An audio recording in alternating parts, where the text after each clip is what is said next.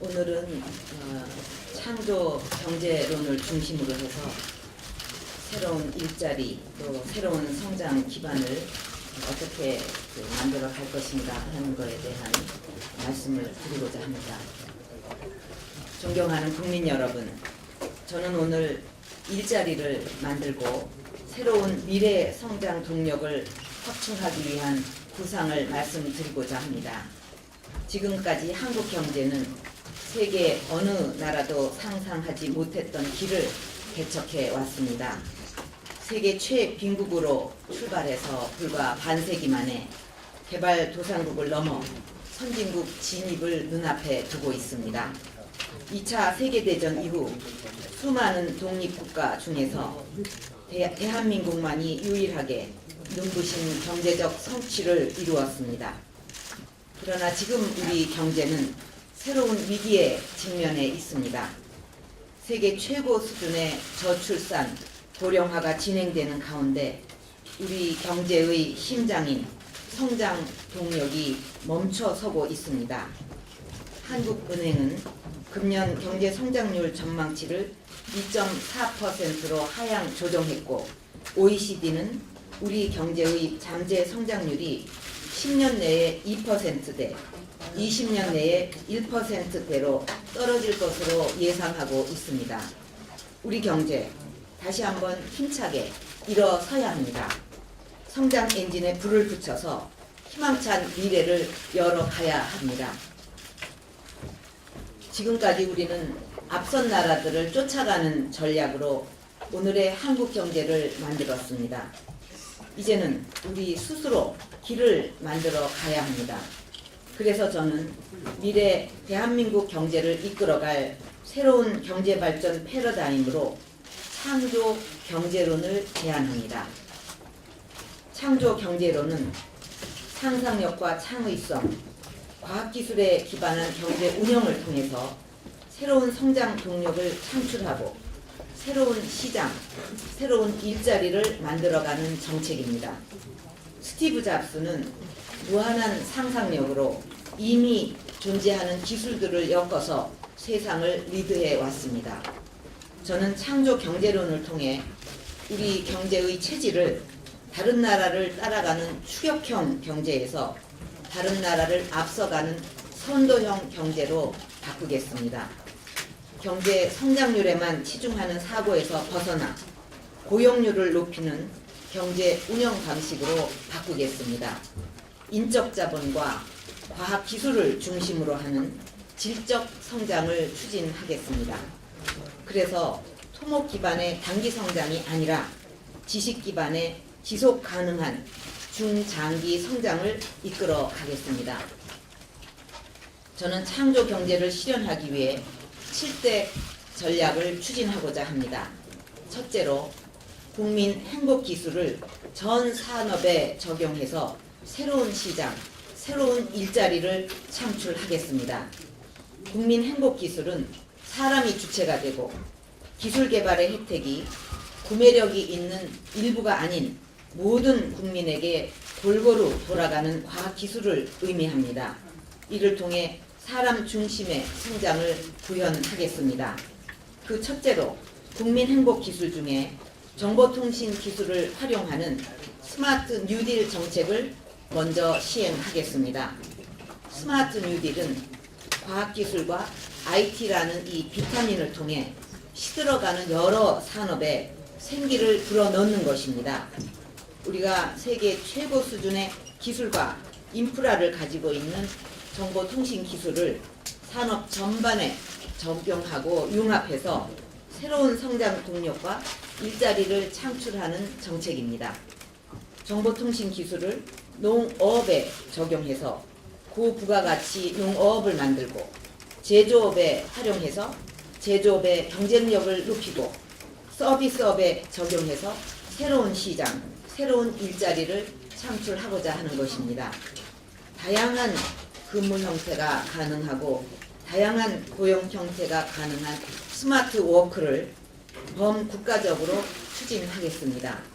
공무원, 또 근로자들이 대거 스마트워크에 동참해서 업무 효율을 높이는 동시에 새로운 유형의 유연한 일자리를 창출토록 하겠습니다. 둘째로 소프트웨어 산업을 우리 경제의 새로운 성장 동력으로 키워나가겠습니다. 이를 위해 무엇보다 공공부문부터 변해야 하겠습니다.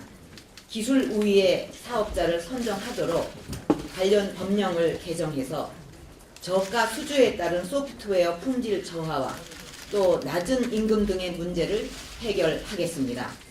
그동안 방치되어 온 응용 소프트웨어 활성화를 위해 공공부문과 대기업이 개발 용역을 주는 대신에 소프트웨어 개발 상품을 구매토록 장려하겠습니다.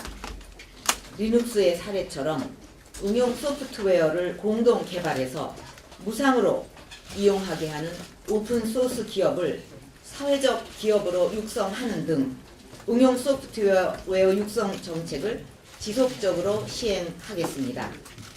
소프트웨어와 하드웨어 그리고 콘텐츠 회사 등으로 구성된 생태계 기업군 제도를 도입해서 건전하고 경쟁력 있는 생태계 구축을 유도하겠습니다. 기존 소프트웨어의 경쟁력을 보다 강화해가는 가운데 기본 하드웨어의 경쟁력을 보다 강화해서 나가는 가운데 소프트웨어의 경쟁력도 높여서 하드웨어와 소프트웨어의 디자인, 컨텐츠 등을 융합한 새로운 산업, 즉 브레인웨어 시대를 열어가겠습니다. 셋째로 개방과 공유를 통해 창조 정부를 만들겠습니다. 창조 경제를 구현하기 위해서는 정부부터 창조형 경제로 바뀌어야 합니다. 공공정보를 체계적으로 수집하고 이를 전면적으로 개방하면 민간 부문의 창의와 활력을 이용해서 새로운 가치 창출의 기반이 마련될 수 있습니다. 급변하는 국내의 환경에 대비해서 미래를 정확하게 예측하고 대응하는 것은 정부의 중요한 역할입니다. 국가 클라우드 컴퓨팅 센터의 방대한 지식 정보를 체계적으로 분류하고 과학적으로 분석하는 미래 전략 시스템을 구축하겠습니다. 방대한 데이터 분석을 기반으로 하는 미래 예측 또한 최근 각광받는 새로운 분야입니다. 정부는 촉매자로서 미래 전략 시스템 구축을 계기로 지식정보산업 진흥을 유도하고 새로운 일자리를 창출하겠습니다. 넷째로 창업국가 코리아를 만들겠습니다. 저는 새로운 아이디어와 새로운 기술, 새로운 컨텐츠로 새로운 기업이 끊임없이 탄생하는 창업국가 코리아를 만들려는 구상을 갖고 있습니다. 창업국가 코리아는 창의적 아이디어가 기술과 결합되고 지식재산권으로 발전하면서 일자리가 창출되고 창조형 중소기업이 꽃을 피우는 나라입니다. 저는 대학을 새로운 희망의 창업기지로 만들 것입니다. 대학의 창업기지를 건설하고 창업연구실을 운영하며 다양한 창업 교육을 통해서 청년 창업가를 양성하겠습니다. 자연과학과 인문사회과학을 체계적으로 통섭한 융합 인재를 길러내겠습니다. 은퇴 전후에 경험 많은 경영, 기술 인력을 중심으로 실버 창업 보육센터를 운영하여 이들의 창업을 정부가 적극적으로 지원하겠습니다. 창업 기업들이 죽음의 계곡을 넘어설 수 있도록 실효성 있는 단계별 창업 지원 시스템을 구축하겠습니다. 성실 실패를 성공으로 인정하는 문화와 제도를 정착시켜서 패자 부활이 가능한 환경을 만들겠습니다. 초기 창업 단계에서는 실패를 용인해주는 관대한 엔젤 투자가 중요합니다. 엔젤 투자의 활성화를 위해서 세제 및 금융 지원을 과감하게 확대하겠습니다. 또한 벤처기업의 활성화를 위해서는 인수합병의 활성화가 중요합니다.